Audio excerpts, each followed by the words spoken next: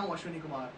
श्रीनगर में हुई हुर्रियत की सद्भावना रैली ने प्रशासन की नींदें उड़ा दी हैं और प्रशासन के सामने अब एक बड़ा सवाल ये है कि वहीं सोमवार को होने वाली एक और इसी प्रकार की रैली को इजाजत दे या न दे। शनिवार को इस रैली को लोगों का जबरदस्त समर्थन मिलने के बाद अब हुर्रियत नेता इसी प्रकार की एक और रैली सोमवार को निकालना चाहते हैं, जो कि सोनावर में स्थित संयुक्त राष्ट्र के दफ्तर तक होगी।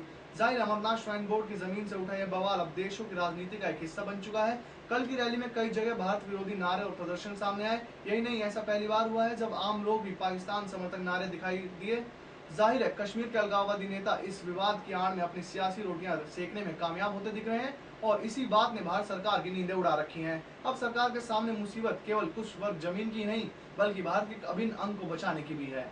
अहमदाबाद के सिलसिलेवार धमाकों में कल गुजरात पुलिस द्वारा किए गए खुलासे और 9 लोगों की गिरफ्तारी के बाद आज उन सभी आरोपियों को अहमदाबाद की एक अदालत में पेश किया गया, जिन्होंने उन सभी आरोपियों को 14 दिनों के पुलिस रिमांड पर भेज दिया। कल इन 9 लोगों की गिरफ्तारी के साथ ही गुजरात पुलिस ने इस पूरे मामले को सुलझा लेने का दावा किया था। ये सभी 9 गिरफ्तार आरोपी भारतीय प्रतिबंधित संगठन सिमी से जुड़े हुए हैं और पुलिस के मुताबिक इन्हीं लोगों ने सभी धमाकों की साजिश अहमदाबाद, सूरत और वडोदरा में रची थी। फिलहाल वक्त एक छोटे से ब्रेक पर बाकी है कुछ और खबरें।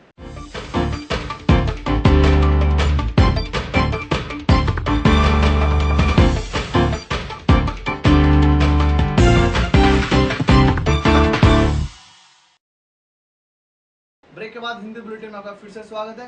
बीजिंग ओलंपिक में लगातार एक के बाद एक भारतीय खिलाड़ियों की असफलताओं के बाद अब आखिरकार भारतीय मुक्केबाजों ने सभी भारतीयों की उम्मीदें एक बार फिर जीवित कर दी हैं। एक नहीं, दो नहीं, तीनों भारतीय मुक्केबाज अपने अपने मैच जीतकर क्वार्टर फाइनल तक पहुंच चुके हैं और तीनों ही किसी न किसी पदक से अब मात्र एक कदम दूर हैं। 15 अगस्त को अखिल कुमार के विश्व चैंपियन को हरा अपने वर्ग में भारी उलटफेर करने के बाद जितेंद्र कुमार और विजेंद्र कुमार ने भी अपने अपने वर्गों में अपने मैच जीतकर क्वार्टर फाइनल में जगह बना ली है और भारतीय दावेदारी को और भी मजबूत कर दिया है। साथ ही तीनों भारतीय मुक्केबाजों के हौसले अब एकदम बुलंदियों पर हैं और बजाय यह चाहने के कि वह केवल एक कदम ही दूर है किसी भी पदक से, उनका मानना है कि वो अगर जीतेंगे तो केवल गोल्ड मेडल ही जीतेंगे।